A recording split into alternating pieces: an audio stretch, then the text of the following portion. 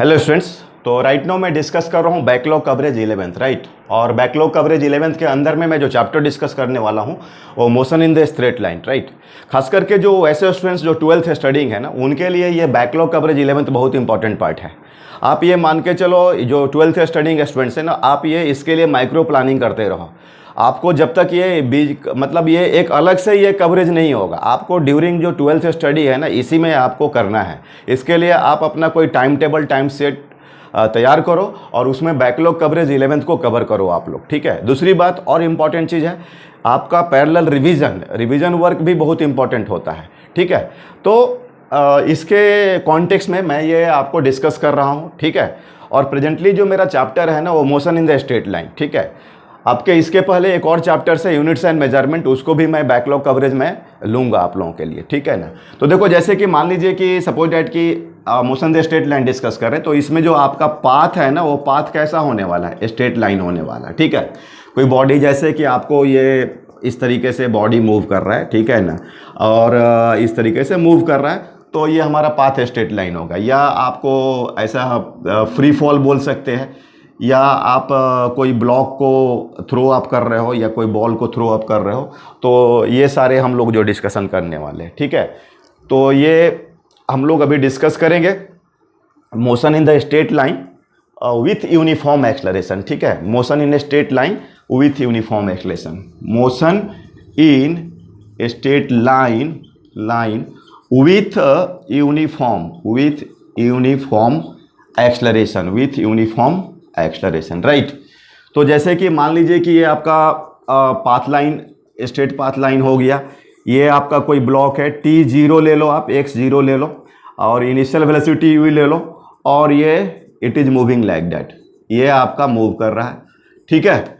और इसका जो एक्सलरेशन थ्रू आउट कॉन्स्टेंट रहेगा, एक्सलरेशन चेंज नहीं हो रहा है, एक्सलरेशन जो है आपका चेंज नहीं हो रहा। मान लो कि आपका ये यहाँ पर ये आपका t is equal to time t हो गया, और x is equal to x position, और यहाँ पर वेलोसिटी v है, राइट। तो ये जो सिचुएशन डिस्क्राइब करने वाले हैं, ठीक है ना। इसमें u क्या है, इनिशियल वेलोसिटी है, a क्या है, यूनिफॉर्म। तो देखो पाथ कैसा है, बोलो आप लोग। पाथ हुआ स्ट्रेट लाइन, ठीक है, और a कैसा हुआ आपका, कांस्टेंट हुआ, a हो गया आपका कांस्टेंट, ठीक है ना। तो इस केस के लिए आपको जो वेलोसिटी v क्या है, आपका velocity of the body at any time t, x क्या है आपका, पोजीशन है, x क्या है, पोजीशन। ध्यान दीजिएगा, जो मैं x डिस्कशन कर रहा हूँ ना, तो वो ये x इक्वल टू 0, x यहाँ पर पॉजिटिव, और यहाँ पर x क्या है आपका, नेगेटिव। मतलब x क्या है, position of the body at any time t, right.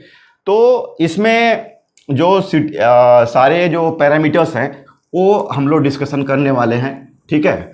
तो उसमें आपको आप देखो ये पाथ कैसा है, पाथ है आपका स्ट्रेट लाइन है, v is equal to a जो है आपका यूनिफॉर्म है, a चेंज नहीं हो रहा है। ये वेलोसिटी ये आपका चेंज हो सकता है, घट सकता है, बढ़ सकता है। अगर बढ़ेगा कब, जब a आपका पॉजिटिव होगा, एक्सलरेट करेगा। घटेगा कब, जब a आपका क्या होगा, नेगेटिव, राइट। तो ये चीज़ देखना है। x मतलब ये पोजीशन, ये भी आपका चेंज करेगा, ठीक है। टाइम तो आपका चेंज करता ही है, ठीक है ना। तो ये सिचुएशन है हम लोग का।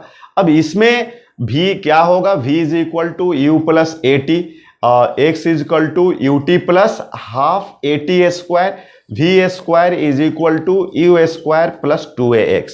हाँ, लेकिन ये ध्यान देना है कि ये जो फॉर्मूला तभी यूज होने वाला है जब पाथ क्या होगा आपका, पाथ होगा स्ट्रेट लाइन। पाथ क्या होने वाला है आपका, straight line, right. Path straight line होने वाला है, और a क्या होने वाला है आपका, a होने वाला है कांस्टेंट, ठीक है। तो ये सिचुएशन है कि अगर आपका पाथ स्ट्रेट लाइन होता है और a जब कांस्टेंट होता है तो हम लोग ये फॉर्मूला लगाते हैं। लेकिन अब बात हो गया स्टूडेंट्स की, अगर a कांस्टेंट नहीं है, मान लीजिए कि आपका इस तरह से दिया है कि ये पाथ जो है, तो चलो ठीक है, पाथ आपका स्ट्रेट लाइन हो गया, पाथ क्या हो गया आपका, स्ट्रेट लाइन हो गया, और ये आपका ब्लॉक हो गया, और इसमें a जो है, a इज नॉट कांस्टेंट। तो फिर हम लोग क्या करने वाले हैं इस केस में, हम लोग क्या करने वाले, जब आपका a कांस्टेंट नहीं, तो जब आपका a कांस्टेंट नहीं है, तो या तो आप इसमें ग्राफ का हेल्प लोगे, या तो आप इसमें कैलकुलस का हेल्प लोगे, ठीक है। तो मेजर फोकस हमारा इस पर भी है, और इसमें जो काइनेमेटिक्स जो चैप्टर है मोशन द स्ट्रेट लाइन, वहाँ से ये जो टॉपिक है ना ग्राफ और कैलकुलस, ये काफ़ी आपका मतलब कि जो एंट्रेंस टेस्ट जो होते हैं वो उसके लिए ये मतलब काफ़ी इस पर क्वेश्चंस बनता है, राइट। तो ये सब हो गया ग्राफ और कैलकुलस, तो वो सब भी हम लोग बात करने वाले हैं, ठीक है। इस पर हमारा फोकस पॉइंट रहेगा। दूसरी इंपॉर्टेंट बात है कि कुछ मैं आपको डिस्कशन करता हूँ। जैसे आप मान लीजिए कि अब ये आपका पाथ स्ट्रेट लाइन है, ठीक है। पाथ कैसा है बच्चों? Straight line, right. पाथ है स्ट्रेट लाइन, और ये u है इनिशियल वेलोसिटी आपका t इज इक्वल टू 0, और ये यूनिफॉर्म एक्सलेशन से बॉडी मूव कर रहा है, और यहाँ पर वेलोसिटी v है at any time t dot time पर, ठीक है ना, यहाँ से 0 से t टाइम में। तो हम लोग डिस्कशन करेंगे एवरेज वेलोसिटी का, ठीक है ना, क्योंकि वेलोसिटी तो चेंज हो रहा है, तो हमें चांस बनता है एवरेज वेलोसिटी डिफाइन करने के लिए, राइट। तो एक्चुअली ये जो v एवरेज, इसका हम लोग मैग्नीट्यूड डिफाइन करना चाह रहे हैं, ठीक है, एवरेज वेलोसिटी। तो एक्चुअली ये क्या होगा, आपका डिस्प्लेसमेंट बाई टाइम होगा, x बाई टी हो जाएगा, और आपको x is equal to u t plus half A T square divided by t, right.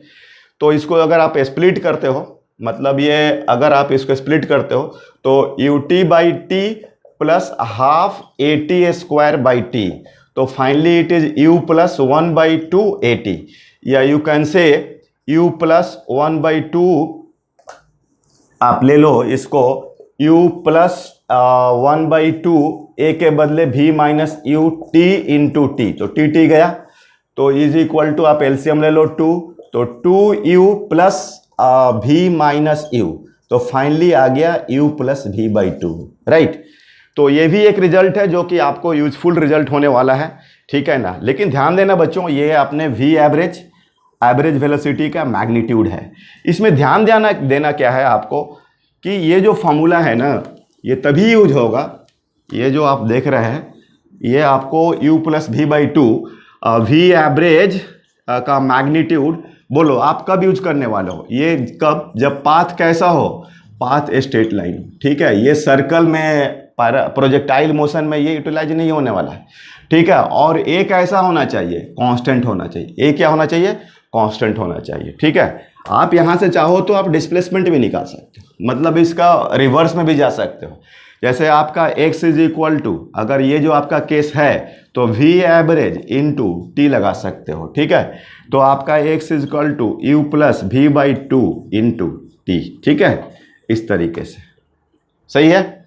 जैसे मान लीजिए कि अब मान लो आप ऐसा दिया हुआ है कि ये कोई ब्लॉक है, इसका जो इनिशियल वेलोसिटी आपका 36 किलोमीटर पर आवर दिया है, ठीक है बच्चों, 36 किलोमीटर पर आवर दिया हुआ है, टाइम 0 है, और यहाँ पर जाकर के वो 72 किलोमीटर पर आवर हो रहा है, ठीक है, 72 किलोमीटर पर आवर हो रहा है, ठीक है। और ये जो है आपका यहाँ पर टाइम मान लीजिए 20 सेकेंड, ठीक है। तो अपन डिस्प्लेसमेंट निकालना है, क्या निकालना है? डिस्प्लेसमेंट निकालना है, मतलब x0, यहाँ पर x निकालना है। तो आप देखो इसमें u कितना हो जाएगा, 36 इंटू 5/18, तो आपका ये 10 मीटर पर सेकेंड, ठीक है। v is equal to 72 into 5/18, तो ये आपका 20 मीटर पर सेकेंड, राइट। और टाइम दिया आपका 20 सेकेंड दिया हुआ है, ठीक है ना। टाइम क्या दिया हुआ है आपका? 20 सेकेंड। तो इसमें आपको जो x is equal to v average into t, या u plus v by two into t, right. तो u कितना है डियर स्टूडेंट्स? इट इज 10, तो 10 प्लस, और ये है आपका 20 एंड डिवाइडेड बाई आपका 2, और टाइम जो दिया हुआ है दिस इज द 20 सेकेंड है, राइट। तो 15 इंटू 20, तो this is the 300 metre, okay. तो ये हो गया आपका एवरेज वेलोसिटी। तो जब ये एक्चुअली, ये तो मतलब एक पार्ट प्रोसेस है, ये बीच बीच में अगर ऐसे काइनेमेटिक्स के थोड़े अच्छे क्वेश्चंस आते हैं तो इसका यूटिलाइज करने पर और प्रॉब्लम आपको इजी बनता है, ठीक है। बट राइट नाउ मेरा क्या फोकस है कि अगर ए कांस्टेंट नहीं होता है, ठीक है ना, इस पर मैं अभी आप लोगों को कुछ प्रैक्टिस करिए, इसके बाद मैं और इस पर डिस्कस करूंगा। थोड़ा मैं अभी फोकस पॉइंट उस पर जा रहा हूं कि अगर ए आपका कांस्टेंट नहीं होता है तब हम लोग क्या करते हैं, ठीक है। तो ओके, तो उसमें हम लोग देखते हैं जैसे अगर पाथ स्ट्रेट लाइन हो और ए जो है आपका, ये जैसे कि ये पाथ कैसा है, स्ट्रेट लाइन है, ठीक है ना, और ए जो है इज नॉट कांस्टेंट, ए जो है कांस्टेंट नहीं है, ठीक है, ए कांस्टेंट नहीं है, पाथ तो स्ट्रेट लाइन है, तो ए क्या हो सकता है, फंक्शन ऑफ टाइम हो सकता है, या ए जो फंक्शन ऑफ पोजीशन हो सकता है, मतलब वो टाइम पर डिपेंड कर सकता है या पोजीशन पर डिपेंड कर सकता है। तो खास करके इस केस में ना, इस केस में या तो हम लोग ग्राफ यूज करेंगे या तो हम लोग कैलकुलस यूज करने वाले, ठीक है। तो डियर स्टूडेंट्स, खास करके 11th में स्टूडेंट्स को जो कैलकुलस में दो पार्ट जनरली यूज होने वाला है आपका, इसमें डिफरेंशिएशन और आप इंटीग्रेशन, राइट। तो खास करके ये बच्चों को थोड़ा सा उस समय ड्यूरिंग 11th ये थोड़ा सा, चूँकि मैथ का एक नया पार्ट है तो उसमें थोड़ा उसका एप्लीकेशन पार्ट में दिक्कत आता है, तो थोड़ा मैं इस पर भी फोकस करता हूँ कि डिफरेंशिएशन, इंटीग्रेशन। और जब अभी आप 12th में आ गए होंगे तो आई होप डैट कि आपके लिए अब ये थोड़ा सा इजी फील हो रहा होगा, लेकिन फिर भी हम लोग फिजिक्स वाइज इसका डिस्कशन करते हैं, राइट। तो देखते हैं हम लोग, फिर मैं धीरे धीरे आपको चीज़ों पर डिस्कशन करूँगा, राइट। तो इसमें देखो बच्चों, ये एक्चुअली मैं डिफरेंशिएशन जो है ना, डिफरेंशिएशन इसको क्या बोल सकते हैं, ये एक्चुअली बोले तो this is the change, mathematics of the change, क्या बोल सकते हैं, it is the maths of the change है, right, maths of the change. तो ये चेंज की मैथमेटिक्स है, चेंज के वेरियस चेंज में खास करके जब स्मॉल चेंज होता है तो उसका कैसे कैलकुलेशन करते हैं, उसके लिए हम लोग यूज करते हैं डिफरेंशिएशन, राइट। तो एक्चुअली जो मैथ्स ऑफ जो चेंज, देखो अब बच्चों आपका अगर मैं बात करूं चेंज का, ठीक है ना, ये अगर मैं चेंज की बात करता हूं तो ये दो तरह का चेंज होता है। एक तो आपका एवरेज चेंज होगा, ठीक है, एवरेज चेंज होगा, इसमें जो टाइम इंटरवल होगा वो फाइनाइट होगा, मतलब टाइम इंटरवल जो होने वाला है ना, कुछ आपको टाइम इंटरवल जो होगा फाइनाइट होगा, ठीक है। मतलब जैसे कि अगर मान लो कि आप होम से स्कूल आते हो, अगर कोई आपका टीचर या कोई फ्रेंड या कोई भी अगर पूछता है कि व्हाट इज योर स्पीड, तो actually this is the average change, because एक फाइनाइट टाइम इंटरवल आप यूज कर रहे हो। और एक होता है आपका इंस्टेंटेनियस चेंज होता है, इंस्टेंटेनियस चेंज, इसमें जो टाइम इंटरवल होता है ना वो बहुत स्मॉल होता है। डेल्टा टी जो होगा ना आपको, ये जो डेल्टा टी होगा वो वेरी वेरी स्मॉल होने वाला है,